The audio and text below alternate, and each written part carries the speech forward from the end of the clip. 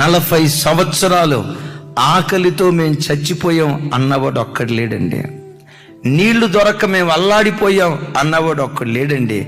ఏ సమయానికి కావలసిన సహాయం ఆ సమయానికి దేవుడు పంపిస్తూనే వచ్చాడు. ఇశ్రాయేలీలే కాదండి, నీ జీవితంలో ఎన్ని అవసరతలు రాలేదు. ప్రభా, పిల్లల ఫీజు కట్టేది ఎట్టా, ఈ నెల ఇంటి అద్దె కట్టేది ఎట్టా, ఇదిగో పలానా అవసరం తీర్చబడేది ఎట్టా, గడగడగడగడలాడినటువంటి అనుభవాలు ఎన్నో ఉన్నాయి. కానీ విచిత్రం ఏంటో తెలుసా? సరిగ్గా ఆ సమయం వచ్చేసరికి ఆశ్చర్యకరమైన సహాయాన్ని దేవుడు పంపించాడు. ఎందుకు వీటన్నిటిని పదే పదే జ్ఞాపకం తెచ్చుకోవాలో తెలుసా? గతంలో ఎదురైన శోధనలన్నిటిలో నా దేవుడు ఎలా నన్ను తప్పించాడో, ఈ శోధనలో నుంచి కూడా నా దేవుడు నన్ను తప్పిస్తాడని నీ గుండెలో నుండి ఒక ధైర్యపు ఆత్మ పుట్టుకు రావటానికి దేవుడు కృప చూపిస్తాడు.